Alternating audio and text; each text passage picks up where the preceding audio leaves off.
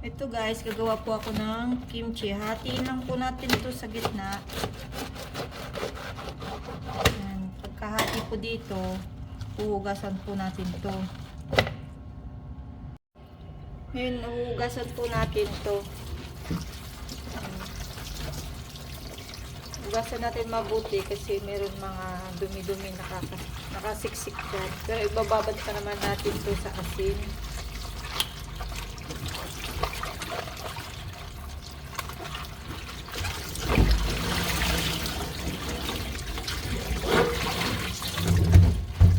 Isa pa, hugasan natin ng 2 beses. Pero malinis naman po yung Chinese cabbage na nabili namin.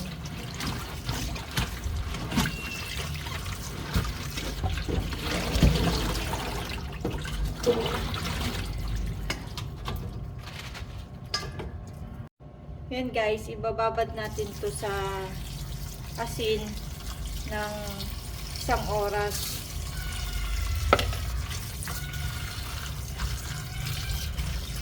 Isang oras po ito ibababad ha. Mamaya babalikan natin to after 1 hour. Ayan guys, after 1 hour, huhugasan na po natin to. Tatapon po natin yung tubig. Tapos huhugasan lang po.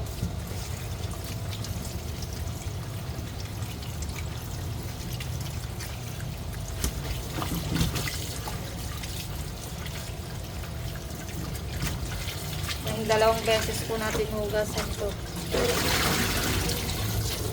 Para mawala yung asin, kalat.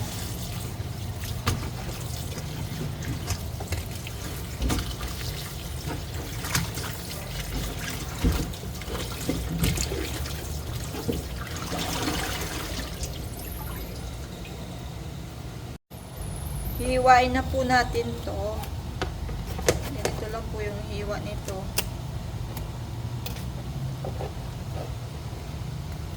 Ganyan lang po kalaki yung hiwa.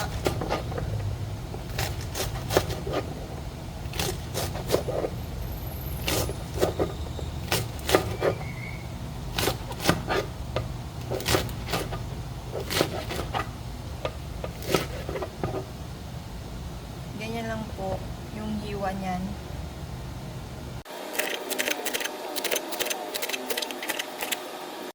Hello guys, magtitimpla tayo ng kimchi. Meron tayo dito mga ingredients. Nandito yun lahat. Unahin natin yung patis. Lagay lang natin dito. And vinegar. Sesame oil. Sesame oil ito. 3 tablespoon lang.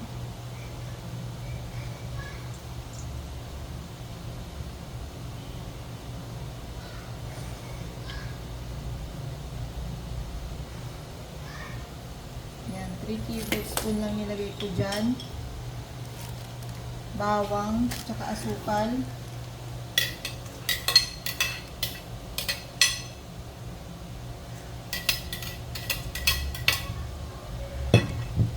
And then yung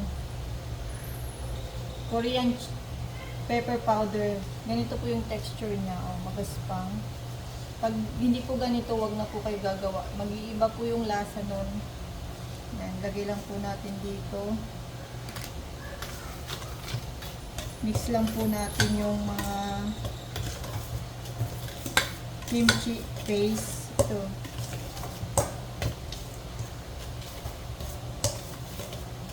Lalagay na po natin yung white onion. Halo-halo lang po tayo dito. Wala po tayong ginawang yung glutinous rice na paste. Hindi po ako gumagawa nun. Pero pwede naman po. Yan, carrots. Lagay na po natin.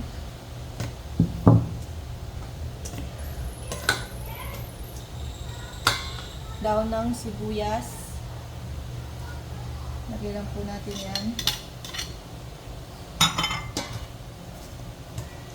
Kailangan na po natin ng gloves. Kasi hindi po yan mahahalo ng sandok.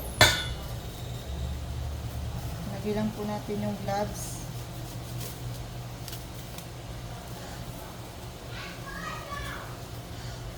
Then, ihalo-halo po natin.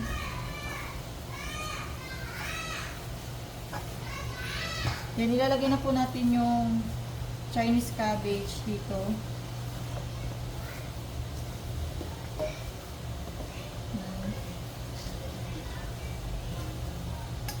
Halo lang po natin.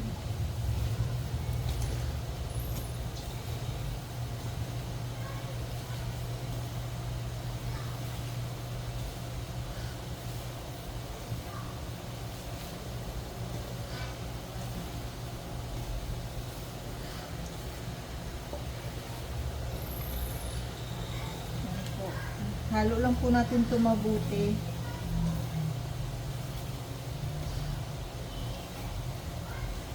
Iba-iba po tayo paggawa ng kimchi.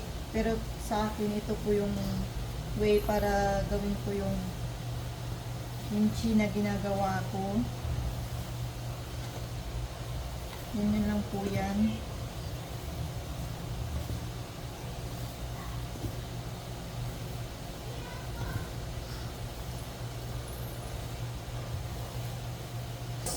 Ganito po siya pag nahalo na siya mabuti. O, yung parang kimchi na siya.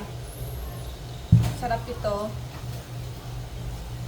Kailangan lang po talaga ihalo mabuti kasi para ma-absorb din po yung mga nilagay natin ingredients. Pwede na rin po ito kainin.